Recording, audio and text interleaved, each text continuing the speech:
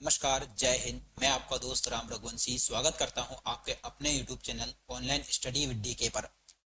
साथियों, भोजन चैप्टर की यह हमारी दूसरी क्लास है जिसमें हम चर्चा करने वाले हैं कार्बोहाइड्रेट और प्रोटीन के बारे में। और कार्बोहाइड्रेट और प्रोटीन से संबंधित और इनसे रिलेटेड उन सभी प्रश्नों की चर्चा करने वाले हैं जो हमारी पिछली एग्जाम यानी कि रीट एंड HT8 में पूछे गए हैं। कहां से कहां तक के प्रश्न, 2016 से 2023 के जो प्रश्न पूछे गए हैं उन सभी प्रश्नों की चर्चा हम करने वाले हैं। तो चलिए समय व्यतीत ना करते हुए पढ़ते हैं हमारे अगली स्लाइड पर। तो सबसे पहले आपके लिए आज का मोटिवेशनल थॉट है, कहता है कामयाबी सुबह की जैसी होती है, मांगने पर नहीं जागने पर ही मिलती है। बिल्कुल सही बात है, यानी कि जो सुबह उठकर मेहनत करेगा कहीं ना कहीं सफलता उसे जरूर मिलेगी दोस्त। तो चलिए इसी के साथ शुरुआत करते हैं हमारे चैप्टर की, जिसमें हम पढ़ने वाले हैं क्या, कार्बोहाइड्रेट और प्रोटीन के बारे में। चलिए सबसे पहले यदि अपन बात करें तो कार्बोहाइड्रेट किसके अंतर्गत आते हैं। तो कार्बोहाइड्रेट की यदि अपन बात करें दोस्तों तो ये वृहद पोषक तत्वों के अंतर्गत आते हैं। किसके अंतर्गत आते हैं ये? वृहद पोषक तत्व। सर वृहद पोषक तत्व का मतलब क्या है? तो ऐसे पोषक तत्व जिनकी हमारे शरीर में अधिक मात्रा की आवश्यकता होती है। कैसी आवश्यकता होती है? हमारे शरीर में अधिक मात्रा में आवश्यकता होती है। ठीक, तो कल की क्लास में हम लोगों ने पढ़ा था जैसे सूक्ष्म पोषक तत्वों के बारे में। तो सूक्ष्म पोषक तत्व वो तत्व होते हैं जिनकी हमारे शरीर में कम मात्रा में आवश्यकता होती है। तो वृहद पोषक तत्व के अंतर्गत आते हैं क्या? कार्बोहाइड्रेट। चलिए तो सबसे पहले यदि अपन बात करें कार्बोहाइड्रेट, तो कार्बोहाइड्रेट है क्या? तो कार्बोहाइड्रेट की यदि अपन बात करें दोस्तों तो आपके सामने जैसे यहां पर दे रखा है सबसे पहले कि कार्बोहाइड्रेट जो है ये क्या करता है। तो कार्बोहाइड्रेट मानव शरीर को, किसको? मानव शरीर को तुरंत ऊर्जा प्रदान करने का काम जो है वो किसके द्वारा किया जाता है? कार्बोहाइड्रेट के द्वारा। मानव शरीर को तुरंत ऊर्जा कार्बोहाइड्रेट से प्राप्त होती है। और मानव शरीर की कुल ऊर्जा का लगभग 50 से 75% भाग किससे प्राप्त होता है? कार्बोहाइड्रेट से। आप लोगों को एक बात पता होगी, कल ही हमने बात की थी ऊर्जा का 10% नियम। किसका नियम? ऊर्जा का 10% का जो नियम दिया था वो किसके द्वारा दिया गया था? तो ऊर्जा का 10% का नियम प्यारे बच्चों दिया गया था लिंडमैन नामक व्यक्ति के द्वारा। किसके द्वारा दिया गया था? लिंडमैन नामक व्यक्ति के द्वारा, जो कि आपको पता होना चाहिए। इससे रिलेटेड मैं क्यों बता रहा हूं? क्योंकि ऊर्जा जो है उसी के बारे में बताया था मैंने कल आपको कि ऊर्जा कभी नष्ट नहीं होती है, बल्कि ऊर्जा का केवल क्या होता है? रूपांतरण होता है। ठीक, और कार्बोहाइड्रेट की यदि अपन बात करें, कार्बोहाइड्रेट के अंतर्गत यदि देखा जाए तो इसके बारे में C6H12O6 इसका सूत्र होता है।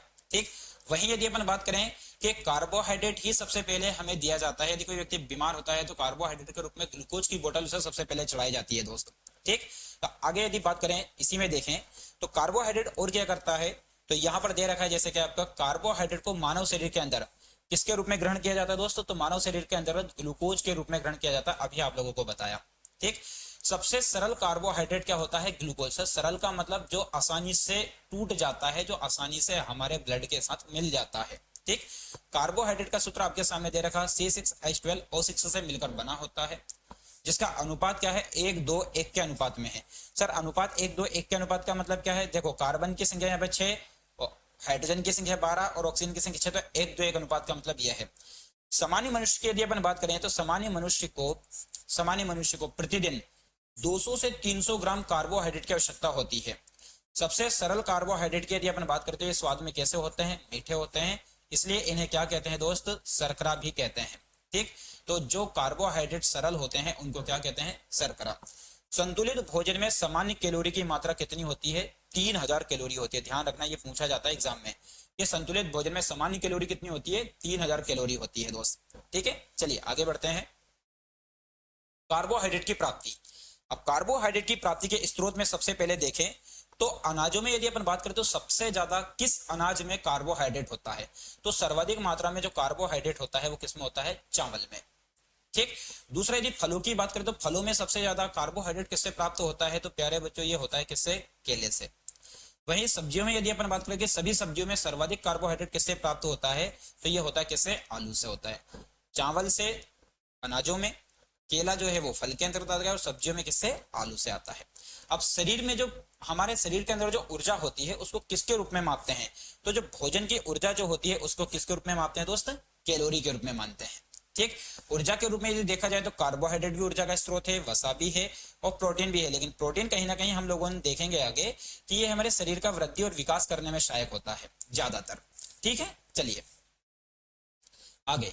कार्बोहाइड्रेट की संरचना के आधार पर यदि देखा जाए तो ये कितने प्रकार के होते हैं, तो कार्बोहाइड्रेट जो होते हैं प्यारे बच्चों कितने प्रकार के होते हैं, ये 3 प्रकार के। तो 3 प्रकार का मतलब इनकी बनावट के आधार पर यदि देखें तो कितने प्रकार के होते हैं, ये 3 प्रकार का। पहला मोनोसेकेराइड, दूसरा डाइसेकेराइड, तीसरा पॉलीसेकेराइड। तीनों का मतलब क्या है, मोनो, डाई और पॉली। मोनो का मतलब जिसमें कहीं ना कहीं ज्यादा नहीं, जो सरल होते हैं, कहीं ना कहीं एक चीज के मिलने से ही बने होते हैं, उन्हें मोनो बोलते हैं। दूसरा कहीं ना कहीं जो 2 चीजों के मिलने से बने होते हैं उन्हें डाई बोलते हैं। और जो कहीं ना कहीं 2 से अधिक से मिलकर बने होते हैं, 2 से अधिक से मिलकर बने होते हैं, उन्हें बोलते हैं क्या, पॉलीसेकेराइड। ठीक। पहला एक तो सरल होते हैं जो कहीं ना कहीं 2 के मिलने से बना होता है, और पॉलीसेकेराइड मतलब जो 2 के अधिक से मिलने से बने होते हैं। जैसे सबसे पहले आपके सामने दे रखा क्या, मोनोसेकेराइड। मोनोसेकेराइड के बारे में चर्चा कर लेते हैं, क्या होते हैं मोनोसेकेराइड। तो यह सबसे एक सरल कार्बोहाइड्रेट होता है। कैसा कार्बोहाइड्रेट होता है बच्चों, ये सरल। ठीक, सबसे सरल कार्बोहाइड्रेट होता है जो कि ग्लूकोज व बहुत सारे अणु के जुड़ने पर बनता है। यह जल में घुलनशील व स्वाद में मीठा होता है। एग्जाम में पूछा जाता है कि ग्लूकोज जल में घुलनशील है या नहीं है, तो जल में घुलनशील है। अब जल में घुलनशील से संबंधित कल मैंने आपको विटामिन बताया था कि जल में घुलनशील विटामिन कौन से होते हैं। तो जल में घुलनशील विटामिन के तौर पर आप सभी बच्चों को बहुत अच्छे से पता होगा, एक तो विटामिन बी और एक विटामिन सी, ये दोनों जल में क्या है, घुलनशील है। अब यहाँ पर जो मोनोसेकेराइड के अंतर्गत आने वाले पदार्थ हैं उनकी यहाँ पर चर्चा की गई है, और उनमें कौन सी शर्करा पाई जाती है ये आपके सामने दे रखा है। जैसे अंगूर, एग्जाम में पूछा जाता है कि अंगूर में कौन सी शर्करा होती है, तो प्यारे बच्चों अंगूर में होती है ग्लूकोज शर्करा।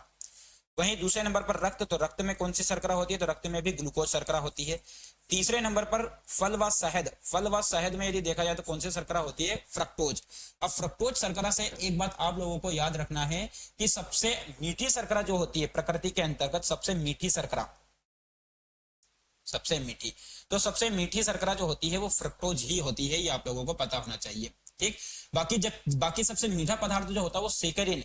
शर्करा की यदि अपन बात करें तो सबसे मीठी शर्करा कौन सी, फ्रक्टोज। बाकी सबसे मीठा पदार्थ जो होता है बेटा वो होता है सेकेरिन, ध्यान रखना, सेकेरिन। मीठे पदार्थ की यदि अपन बात करें, मीठा पदार्थ तो कौन सा होता है, सेकेरिन, मीठा पदार्थ। बाकी शर्करा के रूप में यदि अपन बात करें तो शर्करा के रूप में क्या जाएगा, फ्रक्टोज। मस्तिष्क में कौन सी शर्करा पाई जाती है, तो इसमें भी ग्लूकोज शर्करा। आगे यदि देखा जाए डीएनए, तो डीएनए में कौन सी शर्करा पाई जाती है, तो डीएनए में पाई जाती है डी ऑक्सी राइबो शर्करा। बहुत बार ये 11th-12th के एग्जाम में भी पूछा जाता है, बाकी अपने कंपटीशन एग्जाम में भी इसको पूछा जाता है। आरएनए, आरएनए में जो शर्करा पाई जाती है वो राइबोस पाई जाती है। वैसे डीएनए का मॉडल आप लोगों को पता होना चाहिए कि डीएनए का जो मॉडल है वो किसके द्वारा दिया गया था, तो डीएनए का मॉडल दिया गया था वॉटसन एंड क्रिक के द्वारा। किसके द्वारा, यहाँ पर लिख रहा हूं मैं, वॉटसन व क्रिक के द्वारा, वॉटसन व क्रिक के द्वारा दिया गया था। ठीक है, चलिए आगे है लकड़ी। लकड़ी में कौन सी शर्करा पाई जाती है, तो लकड़ी में पाई जाती है मन्नोज शर्करा। और वहीं कीटों में कौन सी पाई जाती है, ट्री हक्लोज शर्करा पाई जाती है। ठीक, ये सारी की सारी शर्कराएं कैसी है, ये सारी की सारी शर्कराएं हैं मोनोसेकेराइड। अगली स्लाइड पर दूसरे प्रकार की जो शर्करा है वो है डाइसेकेराइड। कौन सी शर्करा है ये, डाइसेकेराइड। सेकेराइड का मतलब होता है शर्करा एक तरीके से। यह 2 से 7 मोनोसेकेराइड के अणु के जुड़ने से बनती है। यह भी जल में घुलनशील व स्वाद में मीठा होता है, इसलिए शर्करा भी कहा जाता है। इसलिए क्या कहा जाता है, इसको भी शर्करा कहा जाता है। अब डाइसेकेराइड मतलब कि 2 से कितनी, 7 तक। ये पूछ लिया जाता है कि डाइसेकेराइड में कहां से कहां तक की शर्करा आती है, तो डाइसेकेराइड में आती है 2 से 7 तक। अब सबसे पहले यहाँ पर दूध, तो दूध में जो शर्करा पाई जाती है वो कौन सी शर्करा होती है, लैक्टोज। अब एग्जाम में पूछा जाता है कि ये किस किस के मिलने से बनती है, तो ये ग्लूकोज और गैलेक्टोज के मिलने से बनती है। बहुत बहुत इंपॉर्टेंट है, ग्लूकोज और ग्लैक्टोज के मिलने से बनती है लैक्टोज शर्करा। आगे है गन्ना। गन्ने में कौन सी शर्करा पाई जाती है, तो गन्ने में पाई जाती है सुक्रोज शर्करा। कौन सी शर्करा पाई जाती है, सुक्रोज शर्करा पाई जाती है। और यदि देखा जाए तो ये किसके मिलने से बनती है, तो ये बनती है ग्लूकोज और एक फ्रक्टोज के मिलने से। तीसरी, जो फल होते हैं, फल के अंदर जो बीज होते हैं, उन बीजों में कौन सी शर्करा पाई जाती है, तो उन बीजों में पाई जाती है माल्टोज शर्करा। और माल्टोज शर्करा किस किस के मिलने से बनती है, ग्लूकोज और ग्लूटोज। ये 2 चीजें हैं, याद रखिएगा, ग्लूकोज है और एक और कौन सा है, ये वैसे ग्लूकोज लिखा है भाई ने, वो ग्लूकोज ही है ना, ये टाइपिंग में थोड़ी सी मिस्टेक हो गई है। ये दोनों ग्लूकोज प्लस ग्लूकोज के मिलने से बनता है क्या, माल्टोज बनता है दोस्त, ठीक है। चलिए आगे यदि अपन बात करें तो ये सारे के सारे दूध में, गन्ने में, बीज में, इनमें सब में कौन सी शर्करा पाई जाती है, डाइसेकेराइड। चलिए अगली है पॉलीसेकेराइड। पॉलीसेकेराइड का मतलब क्या होता है, तो पहले तो सबसे पहले पॉलीसेकेराइड का मतलब आप लोगों को पता होना चाहिए। यह सबसे जटिल कार्बोहाइड्रेट होता है जो कि जल में अघुलनशील होता है। जल में कैसा होता है भैया, ध्यान रखना, जल में होता है प्यारे बच्चों ये अघुलनशील। अघुलनशील सर, अघुलनशील का मतलब क्या, कि जो जल में घुलता नहीं है। क्योंकि कहीं ना कहीं एक तरीके से देखा जाए तो ये जो पदार्थ होते हैं जिनमें कि ज्यादा से ज्यादा मात्रा में शर्करा होती है, ये जल में मिलते नहीं है, ठीक। जैसे कि इसमें कौन कौन सी शर्करा पाई जाती है, तो इसके अंदर जो पॉलीसेकेराइड के रूप में जो है उनमें यदि अपन बात करें तो इसमें आता है सेल्यूलोज, स्टार्च व मंड, ग्लाइकोजन, हिपेरिन, काइटिन। ये सब कैसी शर्करा है, ये सब पॉलीसेकेराइड है। वहीं यदि अपन बात करें स्टार्च मंड के बारे में, तो पादपों के अंदर, किसके अंतर्गत, पादप के अंदर जो भोजन संचित रहता है, एग्जाम में पूछा जाता है ये, कि पादप के अंदर जो भोजन संचित रहता है वो किसके रूप में रहता है, ये स्टार्च व मंड के रूप में। वहीं मनुष्य के अंदर जो भोजन संचित रहता है, मनुष्य के अंदर, तो मनुष्य के अंदर जो भोजन संचित रहता है वो किसके रूप में रहता है, ये ग्लाइकोजन के रूप में होता है। और सेल्यूलोज के बारे में कभी कभी पूछा जाता है, और कि पादपों की जो कोशिका भित्ति बनी होती है, किसकी, पादपों की, तो पादपों की जो कोशिका भित्ति होती है वो किसकी बनी होती है, तो वो सेल्यूलोज की बनी होती है, ठीक। यानी कि कोशिका का जो बाह्य आवरण होता है, लिख देता हूं मैं, कोशिका का बाह्य आवरण,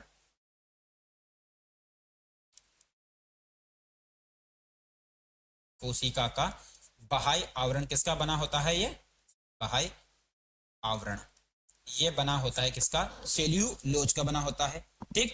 ये आप लोगों को पता होना चाहिए। और वही एक और बात पूछा जाता है, जैसे कि क्या, काइटिन। काइटिन के बारे में भी एग्जाम में प्रश्न आता है, क्या प्रश्न आता है, कि ये जो होती है काइटिन, ये भी पॉलीसेकेराइड है, और कीटों का जो बाह्य आवरण है, किसका, कीटों का, कीटों का बाह्य आवरण किसका बना होता है, ये काइटिन का, कीटों का बाह्य आवरण, ठीक। चलिए आगे यदि अपन बात करें कीटों का बाह्य आवरण किसका बना होगा, ये काइटिन का। अब आपके दिमाग में आ रहा होगा सर हिपेरिन क्या है, तो ये भी यदि देखा जाए दोस्त, तो ये मानव शरीर के अंतर्गत जो है एक प्रतिस्कंदक पदार्थ के रूप में हिपेरिन पाया जाता है, मतलब मानव शरीर के अंदर पाया जाता है, जो कि कहां पर बनता है, ये लीवर में बनता है। एग्जाम में आता है कभी कभी कि हिपेरिन बनता कहां पर है, तो ये लीवर में बनता है दोस्त, लीवर में बनता है। चलिए अगला आपके सामने दे रखा है, तीनों चीज हो गई, क्या क्या, मोनोसेकेराइड, डाइसेकेराइड और पॉलीसेकेराइड।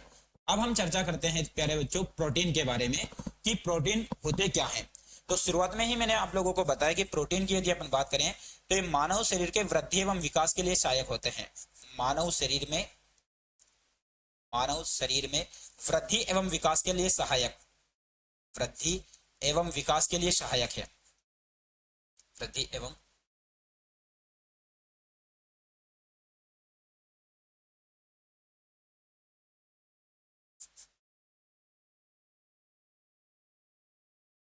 ठीक। तो मानव शरीर में वृद्धि एवं विकास के लिए सहायक होते हैं कौन, प्रोटीन। और इन्हीं के लिए कहीं ना कहीं, इन्हीं के लिए हमारे शरीर में किसकी आवश्यकता होती है, प्रोटीन की आवश्यकता होती है दोस्त, ठीक। चलिए देखो लिखा है मानव शरीर को बनाने व वृद्धि विकास के लिए किसकी आवश्यकता होती है प्यारे बच्चों, तो इनके लिए आवश्यकता होती है प्रोटीन की, ठीक है। चलिए आगे है, सामान्य मनुष्य को 55 ग्राम प्रतिदिन प्रोटीन की आवश्यकता होती है। कभी कभी एग्जाम में पूछा जाता है कि जो प्रोटीन है मनुष्य, सामान्य मनुष्य में कितने ग्राम प्रोटीन की आवश्यकता होती है, तो 55 ग्राम प्रोटीन की आवश्यकता होती है, ठीक। अब वही बात करें कि प्रोटीन की आवश्यकता होती है, प्रोटीन जो है वो किससे मिलकर बने होते हैं, तो प्रोटीन जो है वो अमीनो अम्ल से मिलकर बने होते हैं, जिनकी संख्या कितनी होती है, जिनकी संख्या होती है 20। अब 20 को भी कहीं ना कहीं दो वर्गों में बांट दिया जाता है, मानव अमीनो अम्ल। अब मानव अमीनो अम्ल में यहां पर एक बात आप लोगों को ध्यान रखनी है, और वो बात ध्यान क्या रखनी है दोस्त, कि ऐसे अमीनो अम्ल जो शरीर में अनावश्यक होते हैं, और ऐसे अमीनो अम्ल जो शरीर में आवश्यक होते हैं। सर अनावश्यक और आवश्यक का मतलब क्या, अब ऐसे प्रोटीन होते हैं जिनका निर्माण शरीर के अंदर ही हो जाता है, उन्हें बोलते हैं अनावश्यक, ठीक। और ऐसे जिनका निर्माण शरीर में नहीं होता है, जिनको भोजन से प्राप्त किया जाता है, वो होते हैं आवश्यक अमीनो अम्ल। तो अब 10 प्रकार के जो होते हैं वो कैसे होते हैं, अनावश्यक, और 10 प्रकार के जो होते हैं वो कैसे होते हैं, आवश्यक। ठीक। अब वहीं यदि बात करें प्रोटीन क्या काम करता है, तो प्रोटीन घावों को भरने का कार्य भी करता है। यदि किसी व्यक्ति को चोट लग जाती है, चोट लगने के बाद वो घाव को जो भरा जाता है वो भी किसकी सहायता से, प्रोटीन की सहायता से दोस्त। अब प्रोटीन की संरचना के आधार पर यदि अपन बात करें कि जो प्रोटीन की संरचना होती है उस आधार पर कितने भागों में बांटा गया है इनको, तो प्रोटीन की संरचना के आधार पर इनको 3 भागों में बांटा गया है। कौन कौन से, सरल प्रोटीन, संयुग्मी प्रोटीन और एक व्युत्पन्न प्रोटीन। सर ये क्या है, जैसे कि आप लोगों को अभी थोड़ी देर पहले बताया था कार्बोहाइड्रेट के बारे में, ऐसा कैसा सेम टू सेम इसी तरह से यह है। तो पहले एक होते हैं सरल प्रोटीन, दूसरे संयुग्मी प्रोटीन, और तीसरे नंबर पर यदि देखा जाए तो कौन से प्रोटीन हो गए, व्युत्पन्न प्रोटीन। ठीक है। और प्रोटीन की यदि अपन बात करें, एक बात आप लोगों को पता होगी कि सर्वाधिक मात्रा में जो प्रोटीन प्राप्त होता है, सर्वाधिक प्रोटीन वो किससे प्राप्त होता है, तो सर्वाधिक प्रोटीन प्राप्त होता है प्यारे बच्चों सोयाबीन से। किससे प्राप्त होता है, ये सोयाबीन से ही प्राप्त होता है, ये आप लोगों को ध्यान रखना है। चलिए, सरल प्रोटीन वे प्रोटीन जो केवल कहीं ना कहीं अमीनो अम्ल से बने होते हैं। किसकी बात कही गई है, जो केवल और केवल किससे बने होते हैं, ये अमीनो अम्ल से बने होते हैं, उन्हें सरल प्रोटीन कहा जाता है। सॉरी। अब सरल प्रोटीन में जैसे देखा जाए तो कौन कौन से होते हैं जो सरल प्रोटीन है, तो आइए चर्चा करते हैं। ये सारे के सारे प्रोटीन आपके सामने कुछ प्रोटीन दे रखे हैं, उन प्रोटीनों के नाम दे रखे हैं और उनको कहां से प्राप्त किया जाता है वो आप लोगों के सामने दे रखा है। जैसे यदि हम बात करें दोस्त चावल की, तो चावल में जो प्रोटीन होता है वो प्रोटीन कौन सा होता है, आपके एग्जाम में कभी कभी आता है। चावल में जो होता है वो होता है ओराइजिन। ठीक। ग्लूटीन नामक का जो प्रोटीन है वो किससे प्राप्त होता है, गेहूं से। जिन नाम का जो प्रोटीन प्राप्त होता है वो होता है किससे, मक्का से। हिस्टोन नाम का जो प्रोटीन प्राप्त होता है, या हिस्टोन प्रोटीन किसमें पाया जाता है, तो गुणसूत्र में पाया जाता है। वहीं जिन प्रोटीन किसमें पाया जाता है, तो मक्का में। आगे है ओसिन या कोड्रीन। ओसिन या कोड्रीन के लिए अपन बात करें किसमें पाया जाता है, ये हड्डियों में। वहीं केसिन प्रोटीन किसमें पाया जाता है, भैंस के दूध में। गाय के दूध में कौन सा प्रोटीन होता है, तो कैरोटीन होता है। वहीं एक और यदि अपन बात करें तो दूसरा भी दे रखा है कैरोटीन, वो कैरोटीन है, दोनों ही कैरोटीन है। कैरोटीन की यदि अपन बात करें तो गाय के दूध में, और एक और बाल, नाखून और त्वचा में भी यदि देखा जाए तो कैरोटीन पाया जाता है। अगला यदि देखा जाए कोलेजन। कोलेजन नामक का जो प्रोटीन है वो किसमें पाया जाता है, त्वचा में पाया जाता है।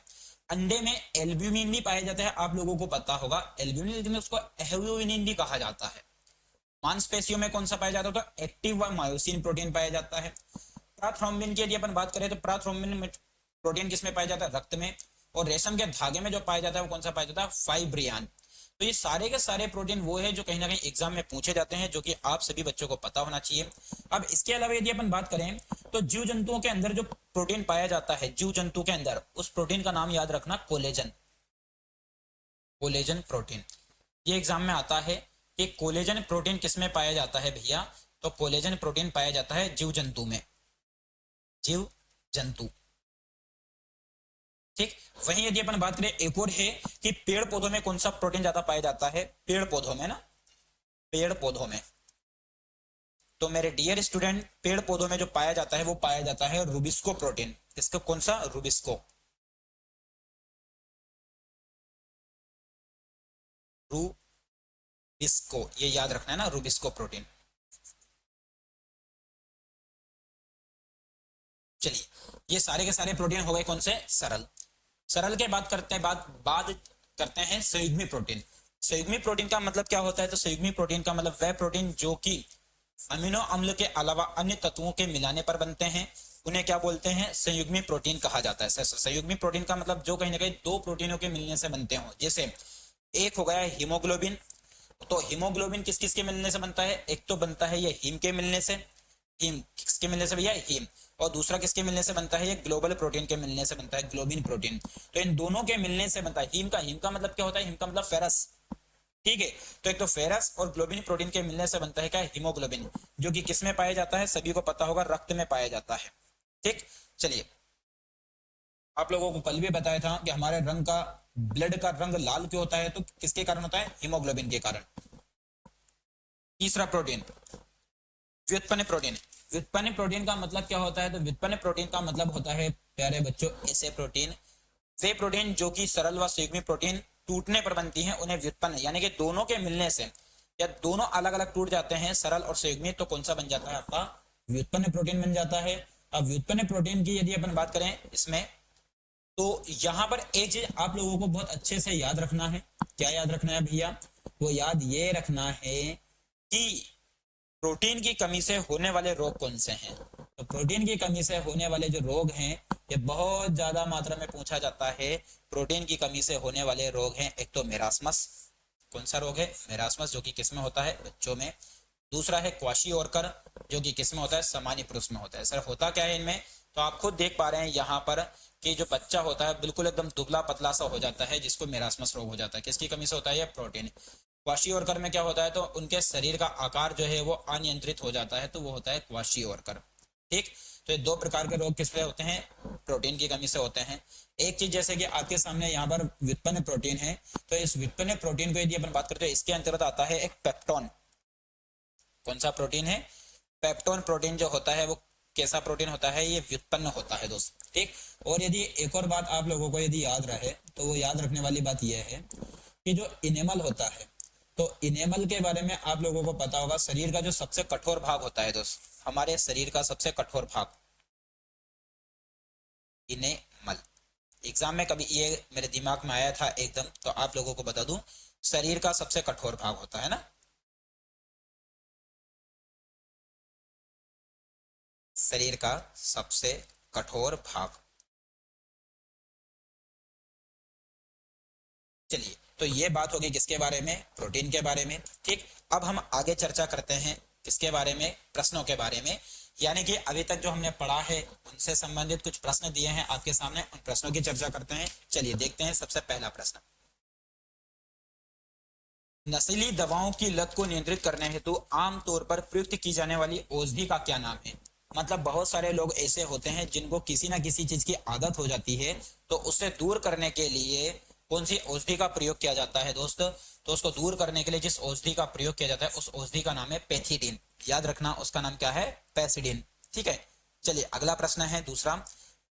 पके हुए चावल, प्रश्न दे रखा है क्या? पके हुए चावल रेफ्रिजरेटर में अपेक्षाकृत लंबे समय तक परिरक्षित किए जा सकते हैं, क्योंकि चावल को ज्यादा समय तक फ्रिज में रखा जा सकता है। इसका कारण क्या है? कम तापमान पर भोजन का नमी तत्व घट जाता है। रेफ्रिजरेटर में कुछ ऐसे रसायन होते हैं जो रोगाणुओं को नष्ट कर देते हैं। कम तापमान पर रोगाणु निष्क्रिय हो जाते हैं। रोगाणु कम तापमान नष्ट हो जाते हैं। तो इस खूबसूरत से प्रश्न का उत्तर होगा प्यारे बच्चों सी वाला। कम ताप पर रोगाणु जो होते हैं वो क्या हो जाते हैं? निष्क्रिय हो जाते हैं, इसलिए वो कई दिनों तक सेफ रहता है। अगला प्रश्न है तीसरे नंबर का। यह देखा गया है कि पाचन क्रिया बाहर की अपेक्षा हमेशा आमाशय के अंदर तेजी से होती है, क्योंकि क्या कारण होता है? पाचक रस जब आमाशय के बाहर रखते हैं तो निष्क्रिय हो जाते हैं। आमाशय के अंदर भोजन का मंथन होता रहता है, जिससे उसकी सतह का क्षेत्रफल बढ़ जाता है और एंजाइम की क्रिया तेज हो जाती है। पाचक रस आमाशय के अंदर अम्लीय होते हैं जबकि बाहर वे क्षारीय होते हैं। आमाशय के अंदर भोजन की उपस्थिति में पाचक रस उत्पादन बहुत ज्यादा होता है। तो इस प्रश्न का जो उत्तर होगा वो होगा क्या? आमाशय के अंदर भोजन का मंथन होता रहता है, ठीक, जिससे उसकी सतह का क्षेत्रफल बढ़ जाता है और एंजाइम की क्रिया कैसी हो जाती है दोस्त? तेज हो जाती है। यह आप लोगों को याद रखना है। अगला प्रश्न है चौथा। अंजलि की सहेली दांतों में छेद से बचने के लिए निम्नलिखित 4 तरीके बताती है। पहला, दिन में 2 बार ब्रश करना। इनेमल कम, इनेमिल अभी आपको बताया था इनेमिल क्या होता है। तो मानव शरीर का सबसे कठोर भाग जो होता है वो कौन सा होता है? इनेमिल। सर कठोर भाग ये कहां पर होता है? तो जैसे आप लोगों को यदि आइडिया हो तो मैं आप लोगों को बता दूं यहाँ पे कि जो हमारा दांत होता है, ठीक, वो दांत का जो ऊपर का जो कवर होता है दोस्त, ये वाला दांत का कवर, तो दांत वाले कवर को ही क्या बोला जाता है? यहाँ पर इनेमल बोला जाता है। क्या बोला जाता है? ये इनेमल, जो कि सबसे कठोर भाग होता है। तो बोला गया है इनेमल कम ना हो इसके लिए ब्रेसिज पेन है। मिठाई, चॉकलेट और कार्बन डाइऑक्साइड युक्त पेय पदार्थ ना लें। हर खाने के बाद कुल्ला कर लें। तो इस प्रश्न का उत्तर तीनों है दोस्त। इन्होंने टाइपिंग में मिस्टेक कर दी है, नीचे 3-4 एक ऑप्शन आना चाहिए था। ठीक, तो दिन में 2 बार ब्रश करें, वहीं मिठाई, चॉकलेट और कार्बन डाइऑक्साइड युक्त पेय पदार्थ ना लें, और एक और आपके सामने जो दे रखा है वो कौन सा? हर खाने के बाद क्या करें? कुल्ला करें। ठीक, तो इस प्रश्न का जो उत्तर है तीसरा है, चौथा है और पहला भी है। चलिए आगे की ओर बढ़ते हैं। निम्नलिखित में से, पांचवा प्रश्न, निम्नलिखित में से कौन से स्वस्थ अस्थियों के लिए आवश्यक है? कि भैया स्वस्थ अस्थियों के लिए मतलब हड्डियों, अस्थियों का मतलब होता है हड्डियों के लिए, ठीक। चलिए, और हड्डियां कमजोर हो जाती है उसके लिए जो रोग होता है आपको बताया था ओस्टियोमलेशिया, ठीक है। इसमें पोटेशियम एवं विटामिन के, कैल्शियम एवं विटामिन ई, कैल्शियम एवं विटामिन सी, कैल्शियम एवं विटामिन डी। तो हड्डियों को मजबूत करने के लिए भैया जरूरत होती है किसकी? कैल्शियम की। और दूसरी बात एक और साथ में क्या, विटामिन डी। इसलिए डॉक्टर भी आप लोगों को सलाह देता है किसके लिए? कैल्शियम के लिए। चलिए अगला खूबसूरत सा प्रश्न, छठा, निम्नलिखित में से कौन सा रसायन आम पकाने में प्रयोग होता है? ये वो प्रश्न है जो कहीं ना कहीं आप लोगों के एग्जाम में आए हुए हैं, तो इसलिए अच्छे से प्रैक्टिस करना और इन जो भी बातें आप लोगों को पिछली पढ़ाई है उनको भी याद रखना। Calcium carbonate, calcium hydroxide, calcium carbide, calcium chloride. बताइए इस खूबसूरत से प्रश्न का उत्तर क्या होगा दोस्त?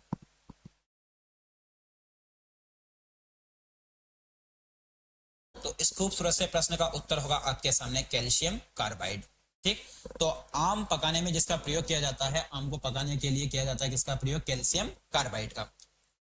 चावल को पॉलिश करने पर कौन सा विटामिन नष्ट हो जाता है? अभी आपको कल वाली क्लास में भी बताया था, बताइए इसमें कौन सा आ जाएगा? तो चावल को पॉलिश करने पर एस्कॉर्बिक अम्ल, थायरोक्सिन, कैल्सिफेरॉल, थाइमिन। तो इस खूबसूरत से प्रश्न का उत्तर होगा प्यारे बच्चों क्या? थाइमिन। अगला प्रश्न है 8वें नंबर का प्रश्न है, क्वाशोरकर नामक रोग की कमी से होता है? Carbohydrate, vitamin, protein, iodine. अभी थोड़ी देर पहले बताया था प्रोटीन की कमी से होने वाला रोग है ये, ठीक। चलिए अगला खूबसूरत सा प्रश्न है, निम्नलिखित समूह में से उस समूह को चुनिए जिसमें खाना पकाने के तरीके ढंग दिए गए हैं। खाने को सही तरीके से पकाने के लिए जो ढंग दिए गए हैं वो कौन से हैं? उबालकर, गूंथकर, भुनकर, तलकर, भिगोकर, भुनकर, सेंककर, उबालकर, बेलकर। किस प्रकार से? चौथा दे रखा सेंककर, तलकर, भुनकर। तो इस प्रश्न का सही उत्तर जो दे रखा है भैया वो दे रखा है डी वाला, सेक कर, तलकर और भुनकर। कौन सा दे रखा है? सेक कर, तलकर और भुनकर। अगला खूबसूरत सा प्रश्न आपके सामने 10वां, रीना आम पसंद करती है, वहां इन्हें जाड़े के लिए सुरक्षित संरक्षित करना चाहती है। निम्नलिखित में कौन सा तरीका संरक्षण के लिए आवश्यक है? ये पूछा जा सकता है भैया, ये वाला एग्जाम में पूछा जाता है कभी कभी, ठीक। आप लोगों को पता होना चाहिए। एक चीज यहाँ पे आप लोगों को बताऊं मैं संरक्षण के नियम के बारे में, ऊर्जा संरक्षण का नियम, ये भी पूछा जाता है संरक्षण का नियम। तो संरक्षण का नियम किसका? ऊर्जा संरक्षण का नियम। कि ऊर्जा संरक्षण का नियम कहता क्या है? तो ऊर्जा संरक्षण का नियम कहता है कि ऊर्जा को ना तो नष्ट किया जाता है, ना ही ऊर्जा को ना तो नष्ट किया जा सकता, ना ही इसका सृजन किया जा सकता है, ठीक। ये आप लोगों ने पहले भी पढ़ा है, ठीक। नष्ट नहीं किया जा सकता और सृजन भी नहीं किया जा सकता, ठीक। केवल इसका रूपांतरण किया जाता है। आगे अचार और पापड़ बनाना, जूस तैयार करना और वायुरोधी डिब्बे में संचरित करना, उसके बाद प्लास्टिक के थैले में रखना, रेफ्रिजरेटर में संचरित रखना। तो इस प्रश्न का उत्तर है क्या भैया? अचार और आम पापड़ बनाना। अचार और क्या बनाना? आम पापड़ बनाना इसका सही उत्तर होगा, ठीक है। अगला प्रश्न आपके सामने, बच्चों के द्वारा सब्जी बाजार से इकट्ठी की गई निम्नलिखित सामग्री में से उन्हें पहचाने जिनके भीतर बीज है।